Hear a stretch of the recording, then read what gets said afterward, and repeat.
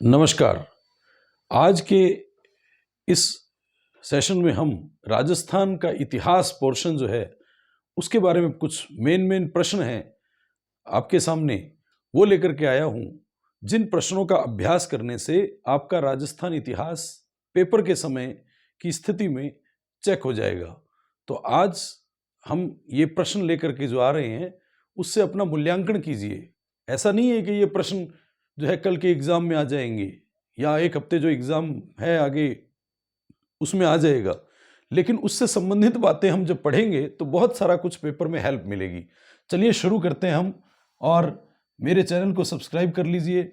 जो लोग नए हैं वो इसको सब्सक्राइब करके, लाइक करके, शेयर भी कीजिए और खूब आगे से आगे बढ़ाइए। और भविष्य में जो भी तैयारियां कर रहे हैं सजेस्ट कीजिए लोगों को इस चैनल के बारे में, क्योंकि हम यहाँ नए नए प्रश्न लेकर के आते हैं। चलिए शुरू करते हैं। सबसे पहला प्रश्न आपके सामने ये रहा, निम्न में से कौन सा कालीबंगा से संबंधित नहीं है? कालीबंगा सभ्यता से संबंधित नहीं है। तो कालीबंगा के बारे में हम बात करें तो कालीबंगा घग्गर नदी के किनारे सभ्यता है। घग्गर नदी या सरस्वती नदी, वैदिक काल की सरस्वती नदी के किनारे कालीबंगा जो है हनुमानगढ़ जिले में स्थित है। हनुमानगढ़ जिले में स्थित है, हनुमानगढ़ जिले में स्थित है। और कालीबंगा जो है, कालीबंगा वो घग्गर नदी के बाईं ओर स्थित है, क्योंकि कालीबंगा में बै बाईं ओर होता है। कालीबंगा में बै बाईं ओर होता है। इसकी खोज अमलानंद घोष ने की थी। अमलानंद घोष ने की थी। अमलानंद घोष ने 1952 में जब प्रथम आम चुनाव हुए थे तब की थी। और ठीक उसके बाद इसका उत्खनन जो है बी लाल और बी के थापर ने किया था। बी लाल और बी के थापर ने इसका उत्खनन, बी के थापर, बालकृष्ण थापर और बृजवासी लाल ने 1961 से लेके 69 के बीच में 9 सत्रों में इसका उत्खनन किया था। 9 सत्र में इसका उत्खनन किया। 5 स्तर मिले हैं कालीबंगा से, 5 स्तर मिले हैं कालीबंगा से। कालीबंगा जो है वो सिंधु घाटी सभ्यता की तीसरी राजधानी थी। हड़प्पा सभ्यता की तीसरी राजधानी थी कालीबंगा। हड़प्पा की तीसरी राजधानी थी कालीबंगा, ऐसा डॉक्टर दशरथ शर्मा ने कहा है। दशरथ शर्मा ने कहा है, डॉक्टर दशरथ शर्मा ने कालीबंगा को तीसरी राजधानी कहा है। और एमडी खरे भी इससे जुड़े हुए हैं, एमके श्रीवास्तव भी जुड़े हुए हैं, एमपी जैन भी जुड़े हुए हैं, लेकिन ए त्रिपाठी इससे जुड़े हुए नहीं है। तो आपको नाम पता हो जाने चाहिए कि उत्तर हो गया कि कौन सा संबंधित नहीं है, तो ए त्रिपाठी, लेकिन इंपॉर्टेंट हो गया अमलानंद घोष, बी लाल, बी के थापर, एमडी खरे और के एम श्रीवास्तव और एमपी जैन। तो ये एम जरूर आ रहा है। देखो अमलानंद, डी खरे, श्रीवास्तव और पी जैन। तो ये आए तो इसका मतलब ये सब होते हैं इसमें। कालीबंगा के विषय में ज़्यादा पढ़ने के लिए, ज़्यादा जानने के लिए मेरे शॉर्ट वीडियो सुबह जो 6 बजे के वीडियो हैं उसमें 25वां वीडियो जो है वो अवश्य देखिए। कालीबंगा को ट्रिक से उसमें समझा रखा है, तो आप गौर कीजिए। अगले प्रश्न पर आ जाइए। अगला प्रश्न है, कालीबंगा संग्रहालय किसके अधीन है? तो कालीबंगा संग्रहालय जो है वो 1983 में बना था। 1983 में हनुमानगढ़ में स्थित है कालीबंगा। हनुमानगढ़ की कालीबंगा पीलीबंगा तहसील में। कालीबंगा हनुमानगढ़ की पीलीबंगा तहसील में है। कालीबंगा का शाब्दिक अर्थ काली चूड़ियां होता है, काली चूड़ियां। तो चूड़ी उद्योग यहाँ का प्रसिद्ध है। कालीबंगा का शाब्दिक अर्थ काली चूड़ियां हैं। और ये भारतीय पुरातात्विक विभाग जो सर्वेक्षण विभाग है उसके द्वारा ये संचालित है। तो भारतीय पुरातात्विक विभाग द्वारा संचालित है। काजरी जो है केंद्रीय शुष्क अनुसंधान केंद्र 1959 में बना था। काजरी जोधपुर में है। और राजस्थान का अभिलेखागार जो है वो बीकानेर में स्थित है, अभिलेख वगैरह सुरक्षित करना। लेकिन इंपॉर्टेंट है, कालीबंगा म्यूजियम जो 1983 में बना वो भारतीय पुरातात्विक विभाग के अधीन कार्य करता है, जैसे आप सामने के चित्र में देख रहे हैं। तो कालीबंगा जो है ये म्यूजियम है, कालीबंगा म्यूजियम है। यहाँ लिखा हुआ archaeological survey of India, ASI ASI यानी भारतीय पुरातात्विक सर्वेक्षण विभाग जो है, भारत सरकार यहाँ आपको नजर आ रहा है। भारत सरकार कालीबंगा जो है, पुरातात्विक संग्रहालय कालीबंगा जो है, कालीबंगा जिला हनुमानगढ़ राजस्थान में है, हनुमानगढ़ जिले में है। लेकिन ये चला किसके अधीन है? तो archaeological survey of India ASI के अधीन है। आप देख रहे हैं यहाँ का चित्र। तो कालीबंगा जो है बहुत ही इंपॉर्टेंट है। अगला प्रश्न आपके सामने ये रहा। प्रश्न यदि आप देख रहे हैं तो साथ साथ उत्तर देते रहिए, प्रश्न पढ़ने के साथ उत्तर दीजिए मेरे उत्तर आने तक। कालीबंगा सभ्यता में कितनी अग्नि वेदिकाएं मिली हैं? तो कालीबंगा से कपास के प्रमाण भी मिले। कपास काली मिट्टी में ही होता है। कपास के प्रमाण पहली बार किसी सभ्यता में मिलते हैं तो कालीबंगा में। लेकिन पूछा गया अग्नि वेदिकाएं कहाँ कितनी प्राप्त हुई हैं? तो ऑप्शन है 9, 5, 7, 12। तो आपको पता होना चाहिए कि कालीबंगा जो है उसका कालीबंगा उसके 5 स्तरों की खुदाई हुई है। 5 स्तर हैं, 5 लेयर हैं। उसमें शुरू की जो 2 लेयर हैं, 1 लेयर और 2 नंबर लेयर, ये दोनों प्राक हड़प्पा कालीन है, माने हड़प्पा से पहले की है, हड़प्पा से पहले की है। और तीसरी लेयर, चौथी लेयर और जो 5वीं लेयर है वो हड़प्पा के समय की है। तो हड़प्पा के समय की है। और प्राक हड़प्पा कालीन जो है उसमें प्राक हड़प्पा कालीन जो टीला है, पश्चिमी टीला, उसमें अग्नि वेदिकाएं मिली। तो अग्नि वेदिकाएं और जुते हुए खेत के प्रमाण, दोहरे जुते खेत के प्रमाण, दोहरे जुते खेत के प्रमाण जो है वो कालीबंगा में कौन से समय के हैं? तो प्राक हड़प्पा कालीन है।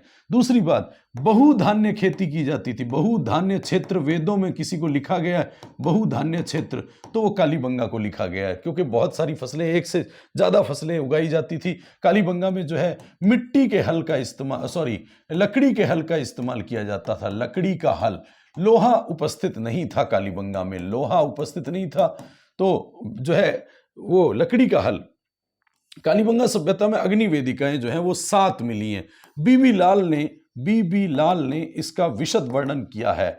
माने बीबी लाल ने अग्नि वेदिकाओं के बारे में ज्यादा लिखा है। अग्नि वेदिकाएं 7 हैं। जहां अग्नि वेदिकाएं मिलती हैं वहां से युगल समाधियां मिलती हैं। युगल समाधियां मिलती हैं। माना जाता है सती प्रथा का प्रमाण रहा होगा। 2-2 के शव इकट्ठे मिलते हैं तो कालीबंगा में। तो कालीबंगा से कपास के प्रमाण मिले, अग्नि वेदिकाएं मिली हैं। कालीबंगा हनुमानगढ़ जिले में स्थित है। बीबी लाल बी के थापर ने ऊंट की हड्डियां मिली हैं कालीबंगा से, ऊंट की हड्डियां मिली हैं। भूकंप के साक्ष्य मिले हैं कालीबंगा से। वृषभ की मूर्ति, बैल की मूर्ति मिली है यहाँ कालीबंगा से। कालीबंगा जो है वो यहाँ नालियां जो हैं वो अभाव मिले, मतलब अस्पष्ट हैं। नालियों को यहाँ ज्यादा अच्छा नहीं बताया गया, जबकि सिंधु सभ्यता की तीसरी राजधानी कालीबंगा जो है। अगला प्रश्न है आपके सामने कि आहड़ संस्कृति का केंद्र नहीं है। आहड़ संस्कृति का केंद्र कौन सा नहीं है? तो गिलुंड है, बालाथल है, मरमी है, गणेश्वर है। तो आपको बताना आहड़। तो आहड़ के विषय में आपको बता दूं, आप इतने में उत्तर बताइए। ए गिलुंड, बी बालाथल, सी मरमी और डी गणेश्वर। तो आहड़ जो है वो आयड़ नदी के किनारे है और आयड़ ही बेड़च नदी है। और ये आहड़ सभ्यता आयड़ नदी के किनारे उदयपुर में स्थित है आहड़ सभ्यता। क्योंकि बनास नदी घाटी में है, इसीलिए बनास संस्कृति भी कहा गया है। और ऐसा HD सांकलिया ने इसको बनास संस्कृति कहा है। आहड़ जो है वहां मकान पत्थर के मिलते हैं और ये नींव में पत्थर लगा है। वैसे आहड़ ग्रामीण बस्ती है। जितनी भी सभ्यताएं हैं वो बैराट को छोड़ के ग्रामीण सभ्यताएं हैं, और ग्रामीण सभ्यता होंगी तो मकान पत्थर के बने होंगे। मुख्य खाद्यान्न चावल और बाजरा हुआ करता था। मैं यहाँ चावल खास करके लिखूंगा। चावल हुआ करता था। जो यहाँ अनाज रखने के पात्र थे, जो थे जिनमें अनाज रखा जाता था, वो गोरे और कोठे अनाज रखने के पात्र थे। मुख्य खाद्यान्न चावल था। आहड़ जो है वो आहड़ का स्थल एक गिलुंड राजसमंद में है गिलुंड। बालाथल जो है वो वल्लभनगर उदयपुर में है, और मरमी चित्तौड़गढ़ में है। ये भी आहड़ सभ्यता का केंद्र है। लेकिन गणेश्वर नीम का थाना में गणेश्वर कातली नदी के किनारे, ये जो है ये नहीं है आहड़ सभ्यता का केंद्र। तो आहड़ सभ्यता को बनास संस्कृति कहा जाता है। कोई भी प्रश्न यदि ढंग से देखना हो तो वीडियो को जो है पेपर से पहले अवश्य देख के जाइएगा। पेपर में बहुत कुछ काम आने वाला है, आपको सोचने क्षमता की समझने की क्षमता मिलेगी। आहड़ सभ्यता का प्राचीन नाम क्या है? तो सबसे पहले हम बात करें कि आहड़ सभ्यता जो है 1952 में जब कालीबंगा खोजा गया, तभी 1952 में यहां अक्षय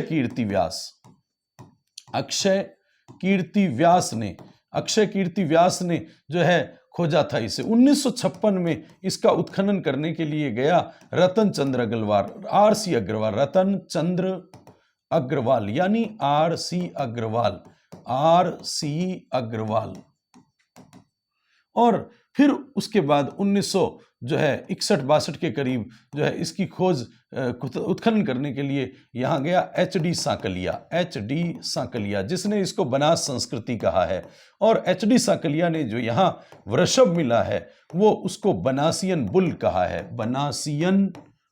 कहा है। तो बैल कालीबंगा से भी मिला है तो यहाँ से भी मिला है, तो बनासियन बुल कहा है। तो हमारा प्रश्न है कि आहड़ का प्राचीन नाम क्या है? तो आहड़ उदयपुर में स्थित है, आपको पता है उदयपुर में स्थित है। और आहड़ जो है उसका प्राचीन अभिलेखों में नाम जो है ताम्रवती के नाम से जाना जाता है। लेकिन गणेश्वर को ताम्रयुगीन सभ्यताओं की जननी कहते हैं। इसको ताम्रवती नगरी के नाम से जाना जाता है। तो ताम्रवती नगरी जो है वो यहाँ आहड़ सभ्यता है। इसका 10वीं-11वीं शताब्दी में नाम अघाटपुर हुआ करता था। अघाटपुर इसका 10वीं शताब्दी में नाम, प्राचीन अभिलेखों में नाम ताम्रवती था। और जो है धूलकोट इसका स्थानीय नाम धूलकोट था। वहाँ के लोग इसको धूलकोट कहते थे। और यहाँ तांबा जो है वो भारी मात्रा में तांबा है, और ये गणेश्वर सभ्यता से आता था, इसीलिए गणेश्वर सभ्यता को ताम्रयुगीन सभ्यताओं की जननी कहा जाता है। अगला प्रश्न देखें तो आहड़ सभ्यता के विषय में कौन सा कथन सही नहीं है? तो आहड़ संस्कृति की सबसे मुख्य प्राप्ति टेरिकोटा का बैल है। अभी हमने बताया कि जो वृषभ यहाँ से मिला है, एच.डी. सांकलिया ने इसको बनासियन बुल कहा है। बनासियन बुल कहा है तो टेरिकोटा का है, टेराकोटा का मतलब जो है मिट्टी को पका लिया जाता है जब, तो वो टेराकोटा कहलाता है। तो कहने का मतलब टेराकोटा का बैल मिला है, तो यहाँ सभ्यता में सही नहीं है वो बताना, ये तो सही है। फिर आहड़ में तांबे और पत्थर के उपकरण प्रचुर मात्रा में मिले हैं।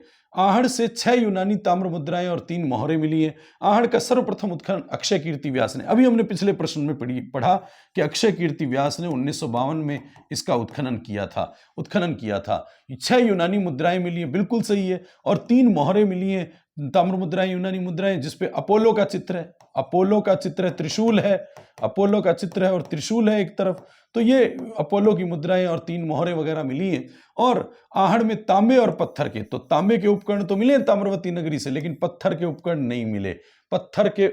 नहीं मिले हैं। आहड़ में मकान पहाड़ के मिले हैं, मकान पत्थर के हैं, पहाड़ के हैं, पत्थर के हैं, और वो भी नींव में है, ऊपर तो कच्ची बस्ती है।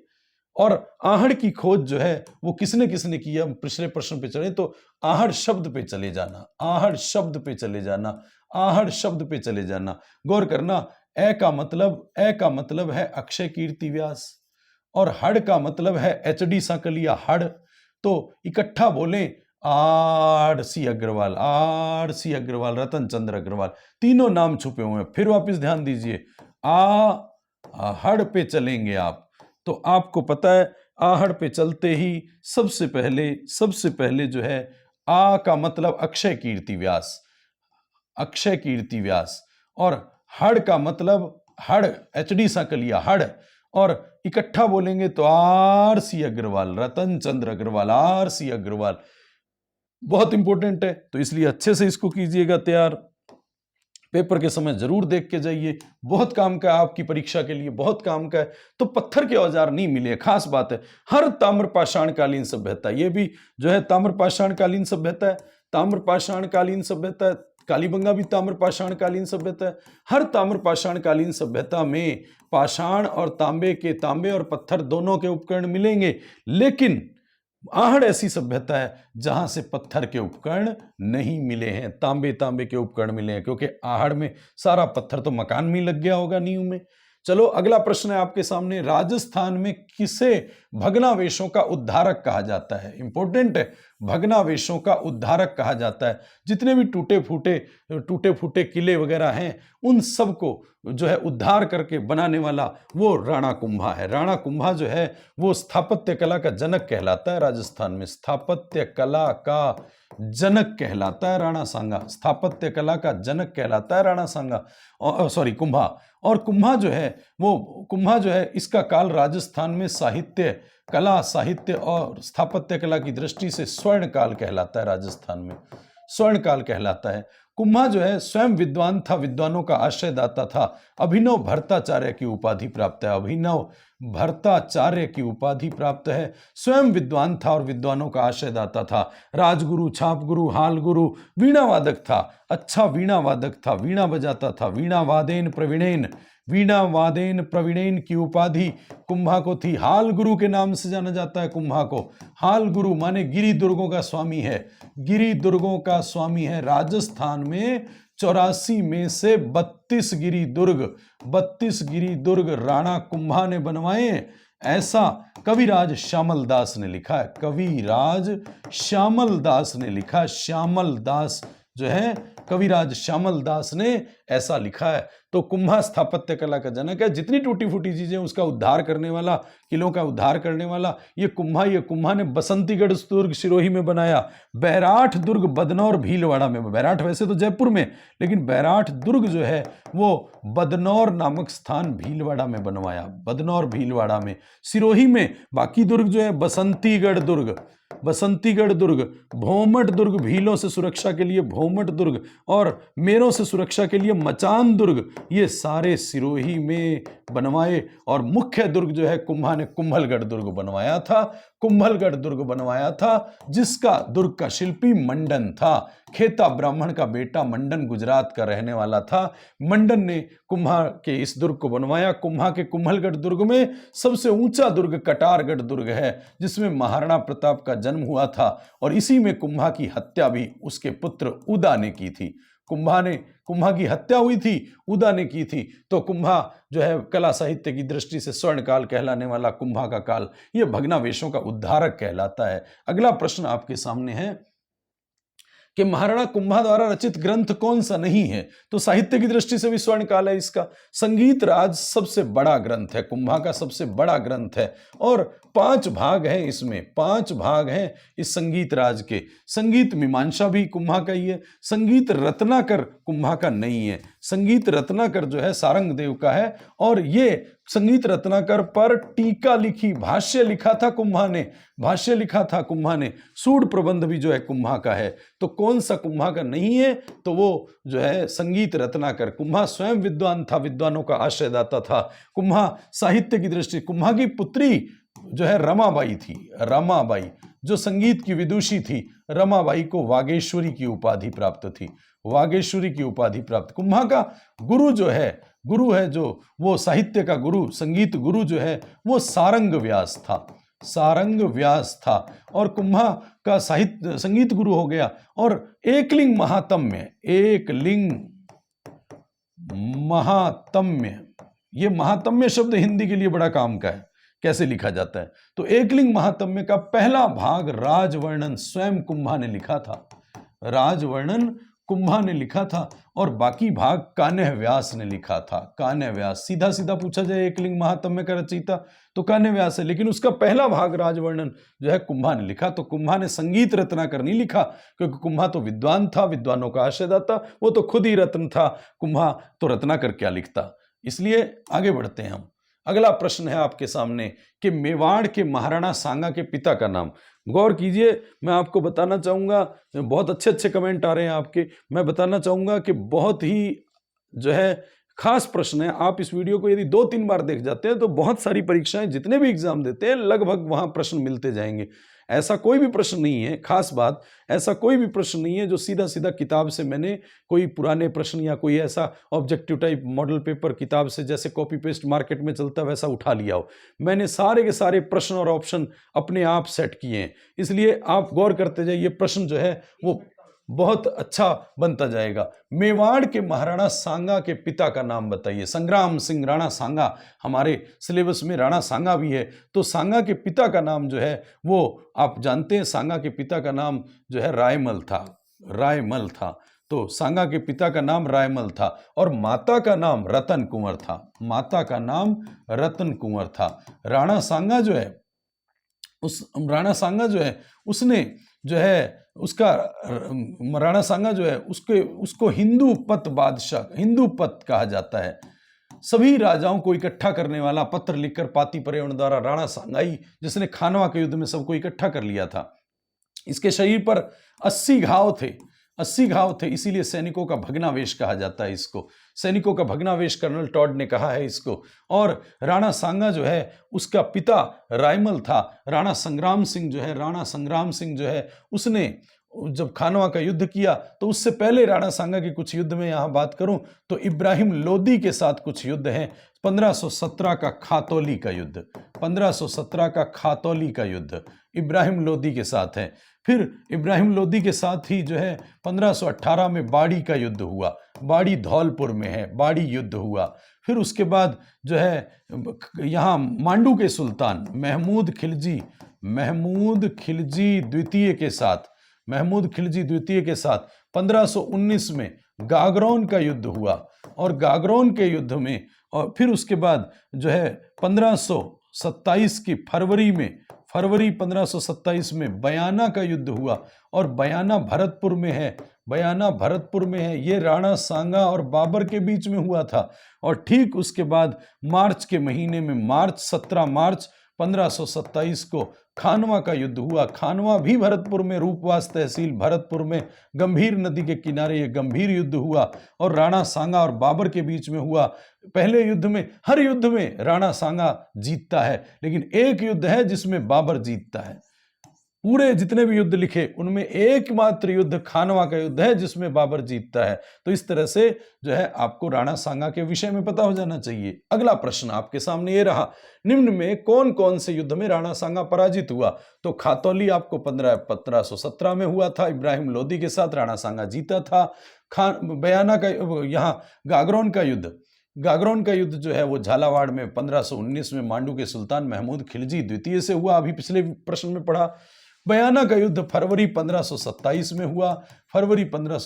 में हुआ जिसमें राणा सांगा जीत गया, बाबर को हरा दिया था इस युद्ध में, लेकिन खानवा के युद्ध में खानी पड़ी और मार्च 1527 में 17 मार्च 1527 को खानवा का युद्ध जो है हार गया था। तो केवल और केवल 2 यहां उत्तर सही हो गया कि किस युद्ध में राणा सांगा की पराजय हुई। बाकी सब युद्ध जीता है राणा सांगा, लेकिन बाबर के साथ 2 युद्ध ये वाले हैं, बाबर के साथ। इसके बाद अगला प्रश्न, खानवा के युद्ध में राणा सांगा की सहायता करने वाला रावल उदय सिंह कहां का राजा था? देखिए, सांगा का एक बेटा जरूर उदय सिंह था, लेकिन वो तो राणा होगा। उदय सिंह राणा उदय सिंह, वो तो राणा महाराणा होगा जिसका बेटा महाराणा प्रताप था। लेकिन यहां रावल उदय सिंह है, रावल उदय सिंह, तो रावल शाखा तो है जो है वो वागड़ में चलती थी, वागड़ में यानी डूंगरपुर का महारावल था, डूंगरपुर बांसवाड़ा वाली साइड। तो डूंगरपुर का महारावल जो खानवा के युद्ध में आया था वो ये था। मेवाड़ का तो स्वयं राणा सांगा था, स्वयं था राणा सांगा, और उसकी सेना में हसन खां मेवाती था, हसन खां मेवाती मुस्लिम सैनिक था। और कोई झाला पूछे तो झाला अज्जा था। सीधा सीधा प्रश्नों में आपको ध्यान हो जाना चाहिए। मेड़ता का रायमल राठौड़ आया था, रायमल राठौड़, और बीरम देव मेड़तिया मेड़ता से आया था। ईडर से भारमल आया था, ईडर का भारमल आया था।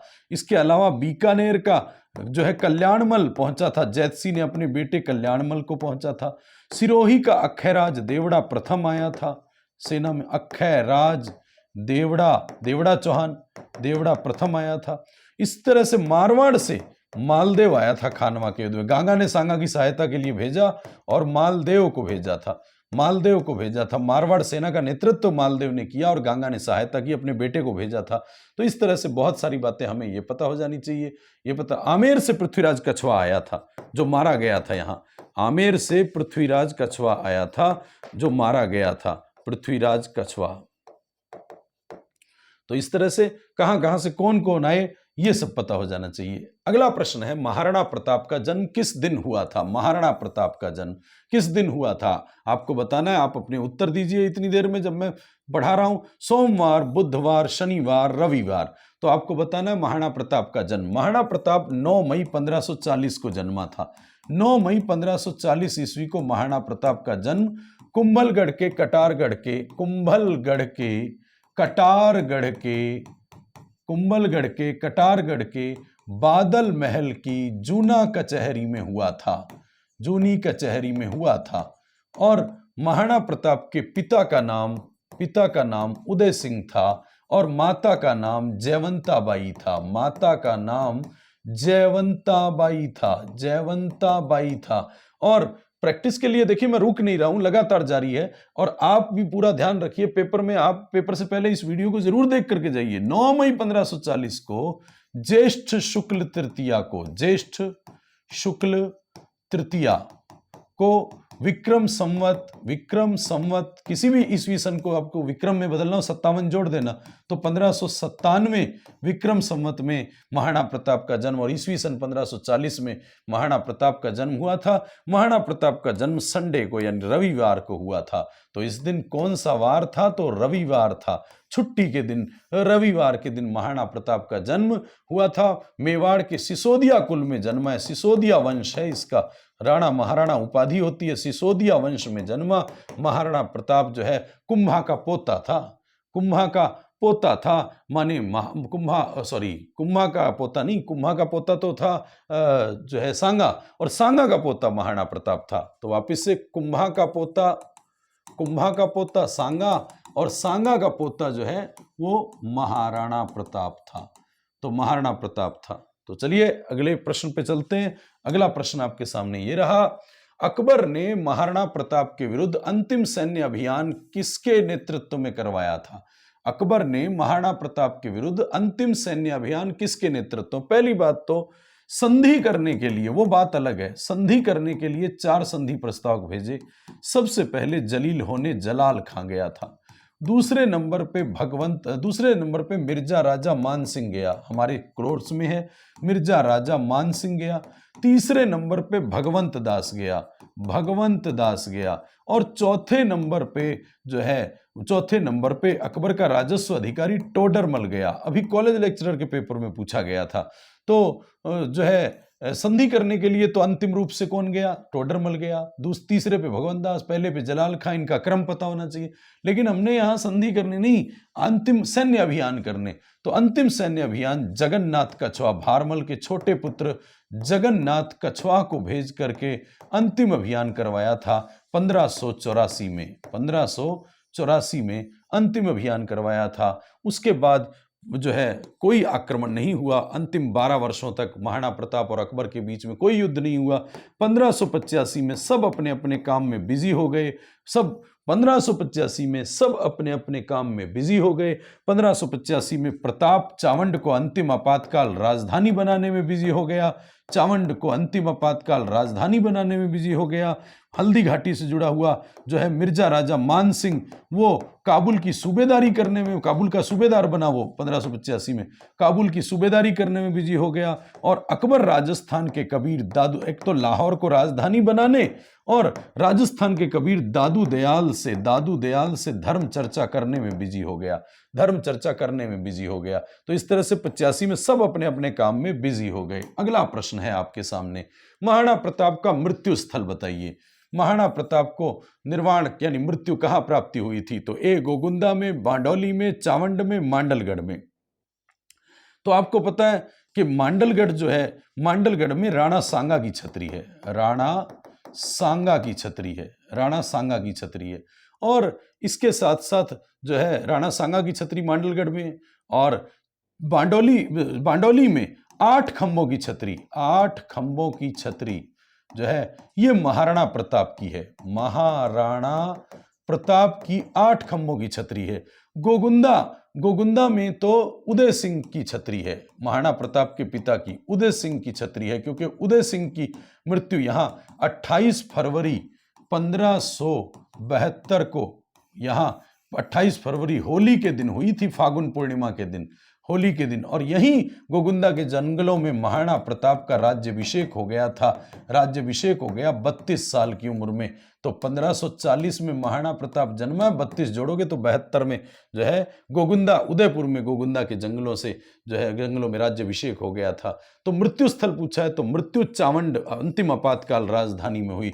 चावंड उदयपुर में है, यहां अंतिम आपातकाल राजधानी थी, अंतिम आपातकाल राजधानी थी। और चावंड में रहते हुए, चावंड में रहते हुए ही चावंड चित्रकला शैली शुरू की थी। चावंड चित्रकला शैली, जिसमें रागमाला सेट के चित्र सबसे पहले बने थे, और इसी से बाकी शैलियों में रागमाला सेट के चित्र जो है वो गए थे। तो चावंड में जो है महाराणा प्रताप की 19 जनवरी 1597 को 57 वर्ष के महाराणा प्रताप का जो है महाराणा प्रताप की मृत्यु हुई थी धनुष पर डोर चढ़ाते समय।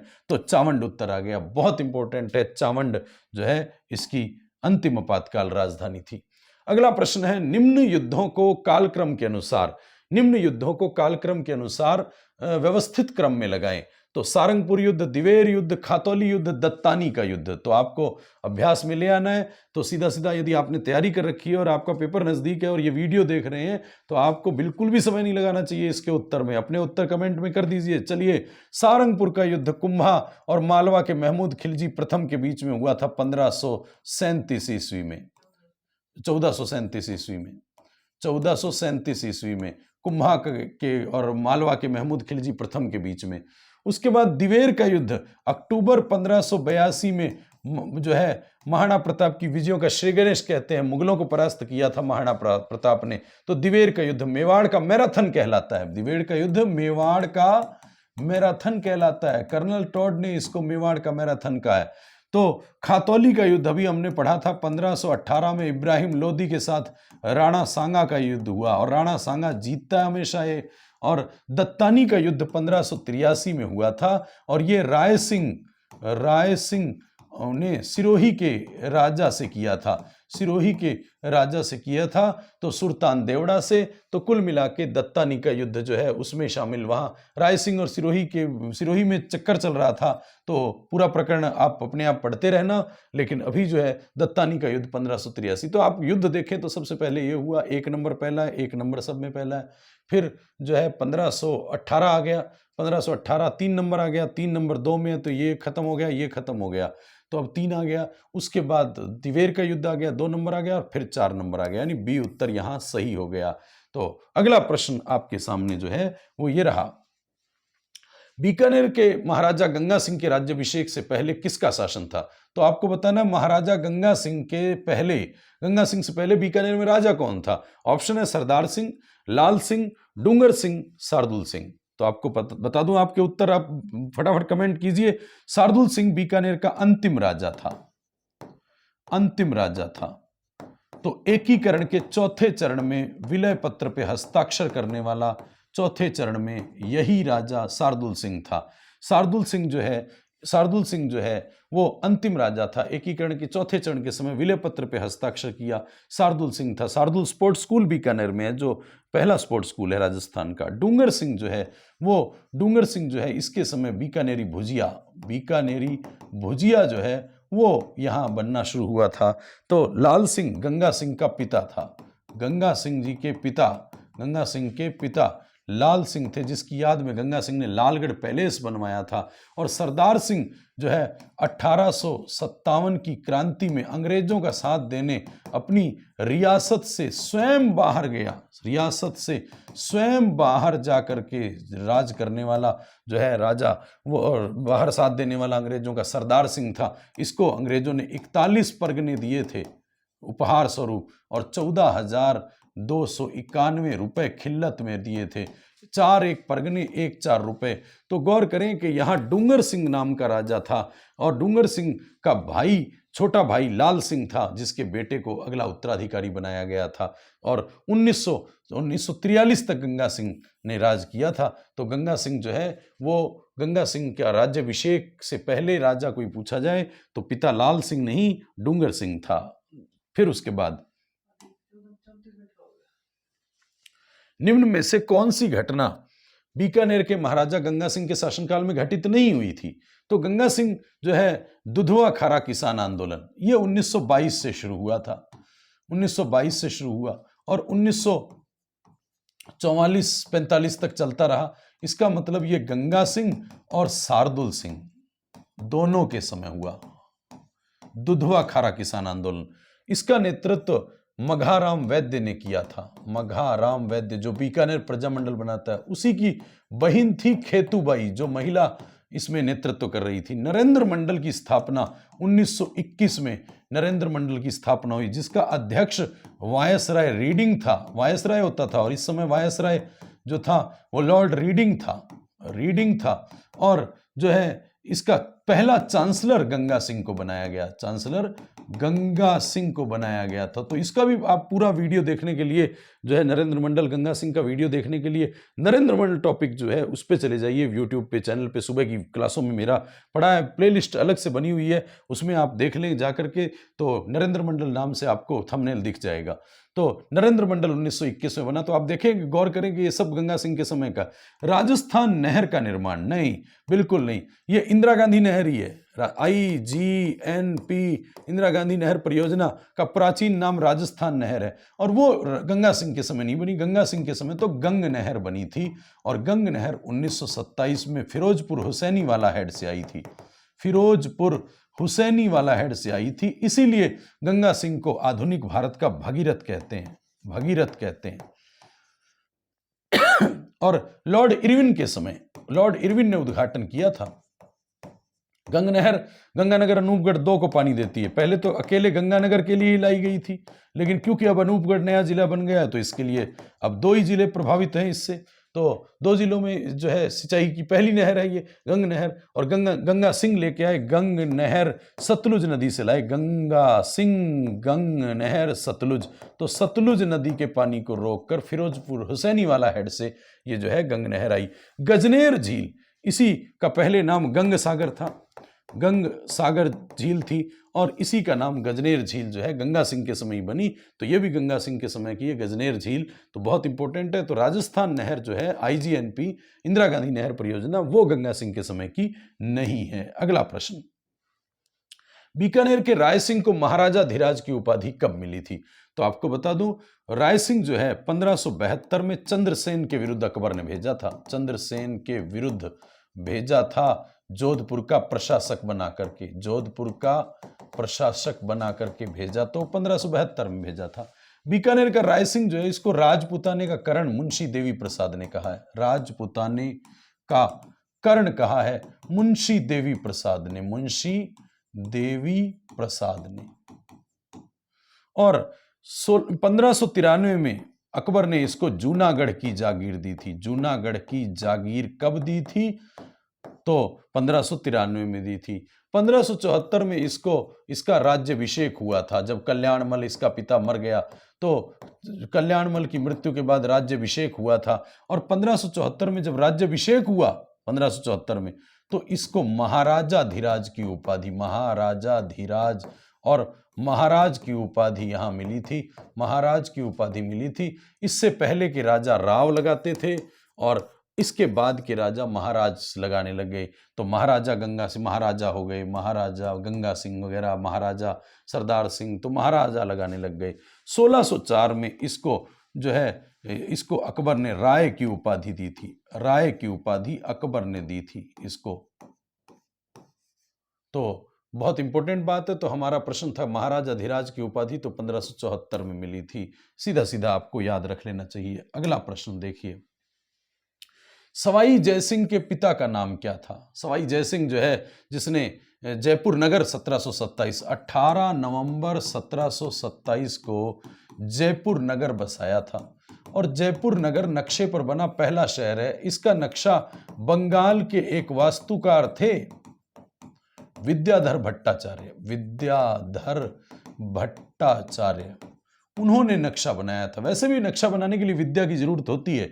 18 नवंबर 1727 को जयपुर नगर गुलाबी नगरी के नाम से जाना जाता है। वो बसाया था सवाई जयसिंह या जयसिंह द्वितीय ने, और सवाई की उपाधि इसको औरंगजेब ने दी थी।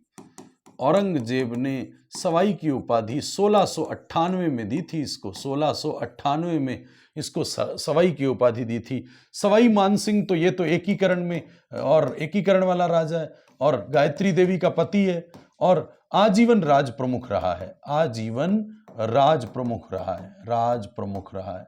तो सवाई मानसिंह। महाराजा राम सिंह प्रथम है, राम सिंह प्रथम है। तो ये राम सिंह प्रथम जो है वो हमें ज़्यादा ज़रूरत नहीं है इसकी। और बिशन सिंह जो है ये सवाई जयसिंह का पिता था। यही बिशन सिंह या विष्णु सिंह नाम मिलता है, विष्णु सिंह, ये जयसिंह का पिता था। और किशन सिंह जो है ये जो है ये इसी का पोता जो था सवाई जयसिंह था। यानी किशन सिंह का बेटा बिशन सिंह और बिशन सिंह का बेटा सवाई जयसिंह था। ज़्यादा नहीं पता होना चाहिए, लेकिन हमें पता हो सवाई जयसिंह के पिता का नाम क्या था, तो बिशन सिंह था। और फिर उसके बाद अगला प्रश्न जो है वह औरंगजेब ने सवाई जयसिंह को सवाई की उपाधि किस वर्ष दी? तो अभी हमने बात की कि 1698 में दी थी। 1698 में सवाई जयसिंह का शासनकाल जो है वो 1700 से 1743 तक रहा। इन्होंने जंतर मंतर भी बनवाए, जंतर मंतर यानी वैधशालाएं बनवाई। कितनी वैधशालाएं बनवाई? तो 5 वैधशाला बनवाई थी। 5 वैधशालाओं में दिल्ली, उज्जैन, मथुरा, वाराणसी और जयपुर की वैधशाला थी। सबसे प्राचीन वैधशाला दिल्ली की है और सबसे बड़ी वैधशाला जयपुर की है। सबसे बड़ी वैधशाला जयपुर की है। जयपुर स्थित जंतर मंतर यूनेस्को की धरोहर सूची में शामिल है। यूनेस्को विश्व धरोहर सूची में, विश्व धरोहर सूची में शामिल है। तो वो 2010 से यूनेस्को की धरोहर सूची में शामिल है। वैधशाला है। लेकिन पूछा जाए राजस्थान में सौर वैधशाला कहाँ है? सौर वैधशाला तो वो उदयपुर की फतेह सागर झील में। उदयपुर की फतेह सागर झील, फतेह सागर झील जहां सहेलियों की बाड़ी है वहीं है सौर वैधशाला। वैधशालाएं 5, उसमें से एक जयपुर में है और सौर वैधशाला उदयपुर में है। तो सवाई जयसिंह को सवाई की उपाधि यहां औरंगजेब ने दी थी। और सवाई जयसिंह ऐसा था जिसने 7 मुगल राजाओं की सेवा की है। 7 मुगल राजाओं की सेवा करने वाला सवाई जयसिंह था, सवाई जयसिंह। अगला प्रश्न, अश्वमेध यज्ञ कराने वाला अंतिम हिंदू शासक कौन था? तो सवाई जयसिंह ने ही अश्वमेध यज्ञ सिटी पैलेस में करवाए थे। सिटी पैलेस में, सिटी पैलेस जयपुर में अश्वमेध यज्ञ करवाए थे। और अश्वमेध यज्ञ कराने वाला जो है अंतिम हिंदू राजा, 1740 में इसने अश्वमेध यज्ञ कराया था। तो अंतिम हिंदू राजा सवाई जयसिंह था। अगला प्रश्न देख ले कि सवाई जयसिंह द्वारा कहां वैधशाला स्थापित नहीं है? अभी पिछले प्रश्न में हमने पढ़ा था जयपुर, दिल्ली, उज्जैन, मथुरा, जयपुर, वाराणसी, वाराणसी जयपुर बनारस है। तो उदयपुर में सौर वैधशाला है, इसीलिए हम उदयपुर जो है वो वैधशाला स्थापित नहीं कराई थी। उसके बाद जो है आगे बढ़ते हैं। मिर्जा राजा मानसिंह हल्दी घाटी में जो सेनापति बन के गया था। हल्दी घाटी में अकबर ने हल्दी घाटी के समय मुख्य सेनापति बना के अपने जीवन में एक बार ही सेनापति बन के गया, और वो मानसिंह की मृत्यु के बाद आमेर का राजा किसे बनाया था? तो मानसिंह के बाद भाव सिंह नाम का राजा था। सीधा सीधा पता हो जाना चाहिए। तो भाव सिंह ने भी राज किया। भाव सिंह नाम का राजा जो है तुरंत मिर्जा राजा मानसिंह के समय हुआ। मिर्जा राजा मानसिंह जो है वो मिर्जा राजा और फरजंद की उपाधि, मिर्जा राजा और फरजंद की उपाधि इसको अकबर ने दी थी। अकबर ने दी थी।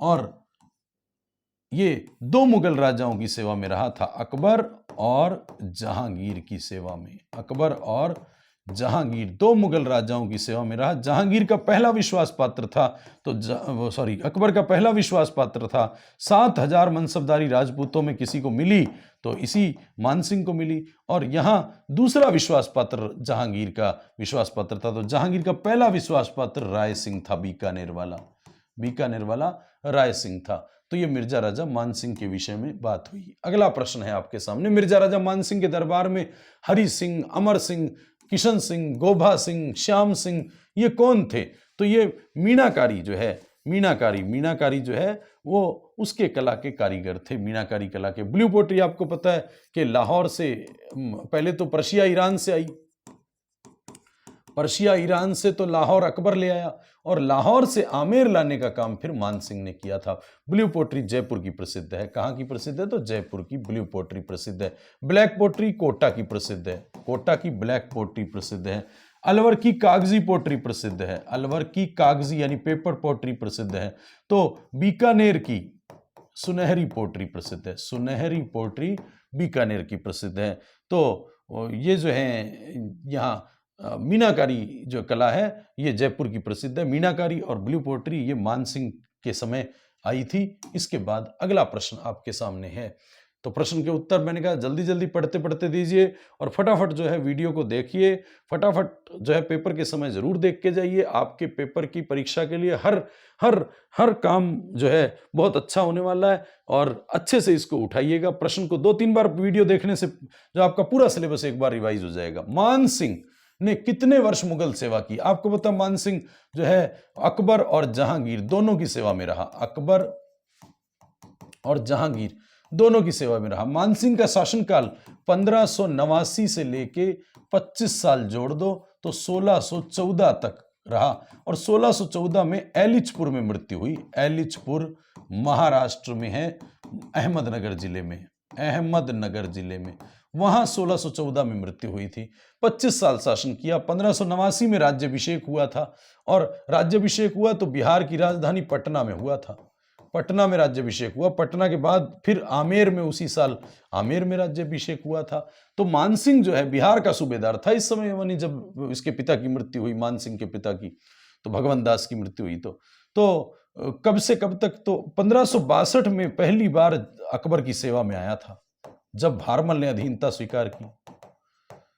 अकबर पहली बार जियारत करने ख्वाजा साहब की दरगाह पर आया तो भारमल ने भार बांध दिया था हरका भाई जोधाबाई का, और 1562 में विवाह कर दिया था। भारमल ने अधीनता स्वीकार करने वाला राजस्थान का पहला राजा भारमल है, बिहारी मल है। उसी समय मानसिंह सेवा में आया था, मानसिंह अकबर की सेवा में आया था। तो 1562 से लेके 1614 तक, इसका मतलब जो है 52 वर्ष हो गए। तो 52 वर्ष शासन की, और 52 वर्ष तक सेवा में रहा, सेवा में रहा। पूछा जाए शासन कितना किया, तो 25 वर्ष शासन किया।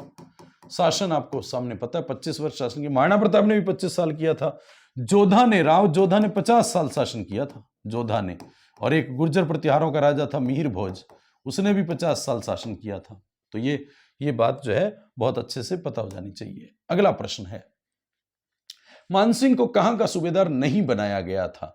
तो मानसिंह जो है, आपको पता हो कि मानसिंह जो है गुजरात अभियान में साथ गया था, अकबर के गुजरात अभियान में साथ गया, वहां मिर्जा बंधुओं का दमन करने, मिर्जा बंधुओं का दमन करने गया था। बस वहीं सूबेदार नहीं बनाया था, बाकी सब जगह काबुल का भी सूबेदार बनाया। काबुल के बाद फिर जो है काबुल के बाद बिहार का सूबेदार बना, उड़ीसा का सूबेदार बना, और फिर अंत में बंगाल का सूबेदार भी बना, बंगाल का सूबेदार भी बना। तो कुल मिलाकर के जो है गुजरात का सूबेदार नहीं बना। गुजरात में मिर्जा बंधुओं का दमन करने अकबर साथ ले गया था। लेकिन मानसिंह को अकबर पहली बार अपने साथ किस अभियान में ले गया? तो अकबर पहली बार अपने साथ रणथंबोर अभियान में लेकर गया था। रणथंबोर अभियान में साथ ले गया था 1569 ईस्वी में, 1569, 7 साल बाद। 62 में सेवा में आया और 7 साल बाद साथ ले गया अकबर पहली बार अभियान में, रणथंबोर अभियान में। तो इस तरह से मानसिंह का ये भी प्रश्न बड़ा काम का है। उसके बाद मिर्जा राजा मानसिंह की छतरी कहाँ है? तो मानसिंह जो है, मृत्यु तो उसकी एलिचपुर में, अभी पिछले प्रश्न में पढ़ा हमने, महाराष्ट्र में हुई, लेकिन उसकी छतरी आमेर के हाड़ीपुरा आमेर में स्थित है। तो इसकी छतरी हाड़ीपुरा आमेर में स्थित है। बंबई में तो मृत्यु हुई थी गंगा सिंह की, मृत्यु हुई थी गंगा सिंह की, बंबई में मृत्यु हुई, बहुत विशेष बात है। और बुरहानपुर में राय सिंह की हुई थी, राय सिंह की मृत्यु बुरहानपुर में हुई थी। एलिचपुर में मान सिंह की हुई थी, मिर्जा राजा मान सिंह, जो 7000 मनसबदारी थी। अगला प्रश्न, किस शासक के काल को मारवाड़ का शौर्य युग कहा जाता है? तो देखो शौर्य वीरता वाला युग है, तो आपको सीधा सीधा पता है वीरता वाला युग है, तो वीर दुर्गादास राठौड़ तो नहीं है हमारे सिलेबस में। कहने का मतलब मालदेव जो है, मालदेव बोले तो 1531 से 1562, 31 दूना 62 बोले तो मालदेव 52 युद्धों का विजेता। सोचो कितना शौर्य रहा होगा, सारी विजेता ही है 52 युद्धों का, 52 युद्धों का विजेता कहा जाता है। 58 परगनों का स्वामी कहा जाता है, 58 परगनों का स्वामी कहा जाता है। हशमत वाला राजा, पुरुषार्थी राजकुमार, हशमत वाला राजा कहा जाता है, पुरुषार्थी राजकुमार कहा जाता है। मालदेव की पत्नी थी उमादेव, जिसको रूठी रानी के नाम से जाना जाता है। मालदेव उमादेव रूठ करके अजमेर के तारागढ़ दुर्ग में रही थी, तारागढ़ दुर्ग में।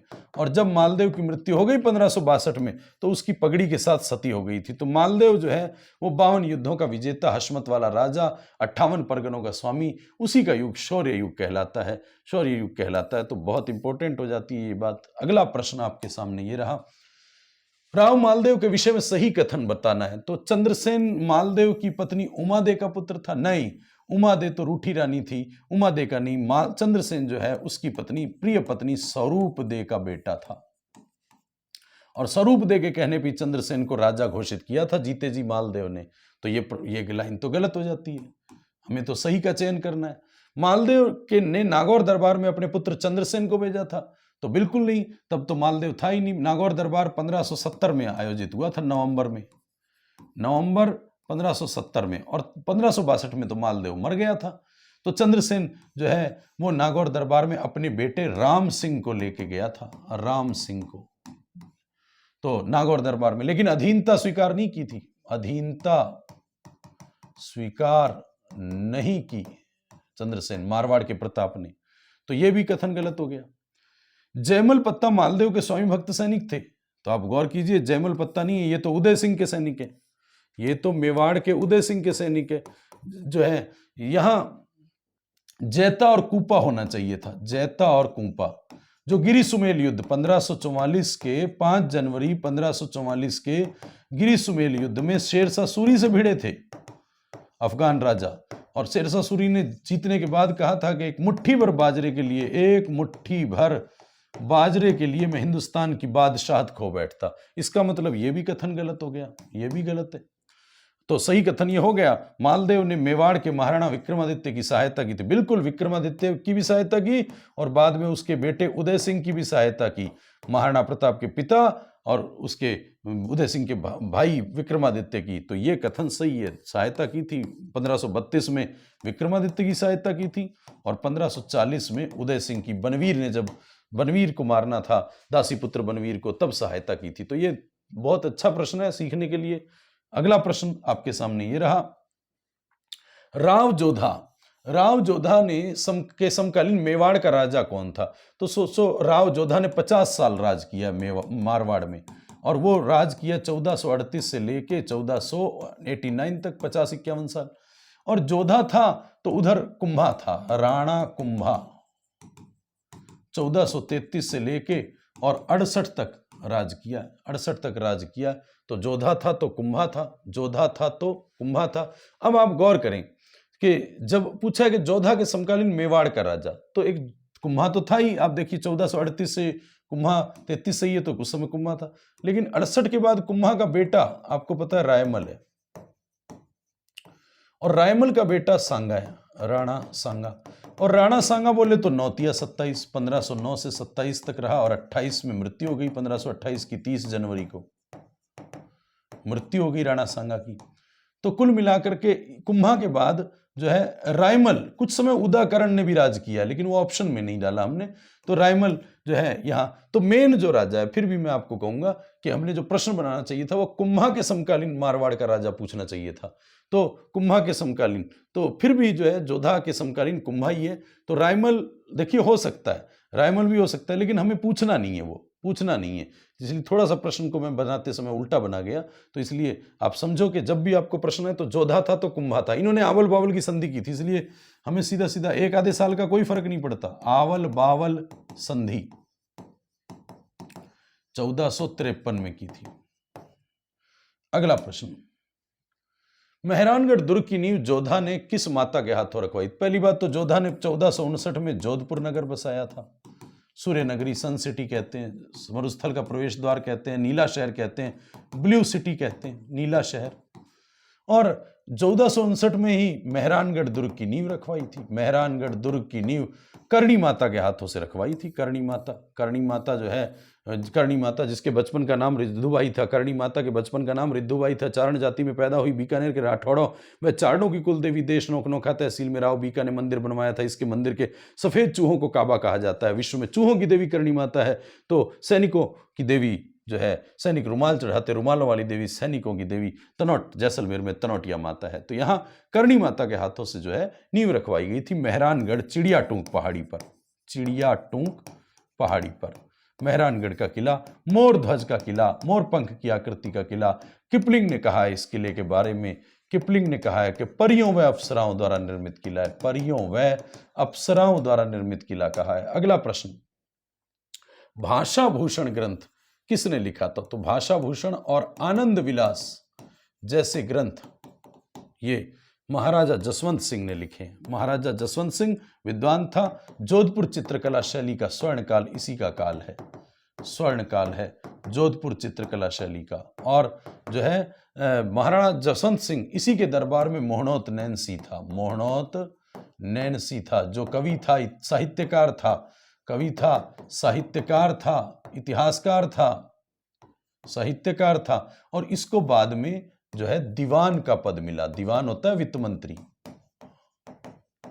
दीवान का पद भी दिया। मोहनोत नैनसी जो है ओसवाल जैन जाति का था, चारण नहीं था। और नैनसी ने 2 रचनाएं लिखी। एक तो नैनसीरी ख्यात, वैसे ख्याते चारण जाति के लोग लिखते हैं, लेकिन ये चारण नहीं है, तो नैनसीरी ख्यात अपवाद होगी, सबसे प्राचीन ख्यात है। और मारवाड़ रे परगनारी विगत, मारवाड़ रे परगनारी विगत, जिसमें जनगणना के आंकड़े सबसे पहली बार मिलते हैं, मोहनोत नैनसी ने दिए। राजस्थान का गजेटियर कहते हैं इसको, राजस्थान का गजेटियर कहते हैं इस रचना को। तो मोहनोत नैनसी जसवंत सिंह के दरबार में था, जसवंत सिंह के दरबार में था। तो ये जसवंत सिंह, महाराजा जसवंत सिंह, महाराजा की उपाधि शाहजहां ने दी। रूपा धाय किसकी धाय थी? तो अजीत सिंह की धाय का नाम गोरा धाय था। गोरा धाय दुर्गादास राठौड़ ने बचाया था, गोरा धाय के साथ मिल, गोरा धाय ने पालन पोषण किया था। गोरा धाय को मारवाड़ की पन्ना धाय कहते हैं, मारवाड़ की पन्ना धाय। उदय सिंह जो है महाराणा प्रताप का पिता, वो पन्ना धाय उसकी धाय थी, पन्ना धाय इसकी धाय थी। अपने बेटे चंदन का बलिदान दिया था। और जसवंत सिंह की धाय का नाम जो है वो रूपा धाय था। रूपा धाय याद रखना है, रूपा धाय जसवंत सिंह की धाय थी। इसके बाद अगला प्रश्न है, सेकंड लास्ट प्रश्न है आज का। दुर्गादास राठौड़ ने मुगलों से 30 वर्षों तक संघर्ष किसके लिए किया था? तो आपको पता है जसवंत सिंह, महाराजा जसवंत सिंह या जसवंत सिंह प्रथम जो है, जसवंत सिंह, महाराजा जसवंत सिंह प्रथम के दरबार में था दुर्गादास राठौड़, और उसका पिता जो आस्करण राठौड़। दुर्गादास राठौड़, जब जमरूद अफगानिस्तान में मृत्यु हुई थी जसवंत सिंह की, जमरूद अफगानिस्तान में, तो औरंगजेब ने कहा था कि आज कुफ्र का दरवाजा टूट गया है, आज कुफ्र का दरवाजा टूट गया। ऐसा औरंगजेब ने जसवंत सिंह की मृत्यु पर कहा था। और जसवंत सिंह के दरबार में आस्करण राठौड़ का बेटा दुर्गादास राठौड़ था। वचन दिया था जमरूद में कि उसकी होने वाली संतान को राज दिलवाएगा। दुर्गादास ने 30 सालों तक संघर्ष किया। 1678 से लेके, जसवंत सिंह की मृत्यु से लेकर के और औरंगजेब की मृत्यु तक 1707 में, और फिर देबारी समझौते से जो है राज दिलवाया अजीत सिंह को। तो 30 वर्षों तक का संघर्ष, 30 साल क्रांति कहते हैं, तो 30 सालों का संघर्ष अजीत सिंह के लिए किया था। और बाद में इसी अजीत सिंह, कान का कच्चा गौरी शंकर ओझा ने कहा है, कान का कच्चा अजीत सिंह को, और गौरी शंकर हीराचंद ओझा ने कहा है, गौरी शंकर हीराचंद ओझा ने कहा है कि कान का कच्चा था। और इसने अविश्वास करके दुर्गादास राठौड़, जिसने 30 साल संघर्ष किया उसके लिए, उसी को यहां से भेज दिया मेवाड़ में। और दुर्गादास राठौड़ को यहां मेवाड़ में जाना पड़ा निष्कासित होने के बाद, और वहां राजा था अमर सिंह द्वितीय, उसके दरबार में रहा, और फिर वहां हाकिम के पद पे रहा, हाकिम के पद पे। दीवान का सहायक होता है, हाकिम वित्त मंत्री का सहायता करने वाला, तो हाकिम के पद पे रहा दुर्गादास। वहां भी उसका मन नहीं लगा तो फिर सीधा उज्जैन चला गया। उज्जैन चला गया और उज्जैन शिप्रा नदी के किनारे है। शिप्रा नदी के किनारे उज्जैन है और उज्जैन में अंतिम समय बिताया और वहीं उसकी मृत्यु हो गई, वहीं उसकी समाधि बनी है, छतरी बनी हुई है। तो दुर्गादास राठौड़ की छतरी कहाँ बनी हुई है? तो उज्जैन में बनी हुई है। तो ये अगला प्रश्न आपके सामने, अंतिम प्रश्न है आज का, कि दुर्गादास राठौड़ की मृत्यु कहाँ हुई थी? तो आपको पता है उज्जैन में मृत्यु हुई थी। उज्जैन में मृत्यु हुई थी। जमरूद अफगानिस्तान में तो आपको पता है जसवंत सिंह की मृत्यु हुई है। जसवंत सिंह की मृत्यु। और जसवंत सिंह का राज्याभिषेक आगरा में हुआ। जसवंत सिंह का राज्याभिषेक वो आगरा में हुआ है और हाकिम के पद पे रहा। मेवाड़ में गया तो अमर सिंह द्वितीय के यहाँ। उज्जैन शिप्रा नदी के किनारे, तो यहाँ उत्तर हो गया उज्जैन। तो मैंने बहुत सारी कोशिश की है इन 37 प्रश्नों में आपको खूब अच्छा कराने की, और भविष्य में भी मैंने कहा इस चैनल पे बहुत सारे वीडियो पड़े हैं, वो आप अवश्य देखिए, उनके बारे में जानिए। जो समय है first grade, second grade, agriculture supervisor, junior accountant, जितनी भी लोग तैयारी कर रहे हैं उन सब के लिए ये बहुत बढ़िया वीडियो होने वाला है। 1 मिनट भी मैंने इसमें फालतू की बात नहीं की है और लगातार इसमें जारी रखा है। तो आप इसको वीडियो को पेपर के टाइम डबल स्पीड से भी पढ़ के जाएंगे तो आपका ये वीडियो आधे घंटे में आपका बहुत सारा काम करवा देगा। हर आपको जिस पेपर में जो भी बैठ रहा है उसके लिए जो है वो ऑल द बेस्ट मेरी तरफ से। धन्यवाद।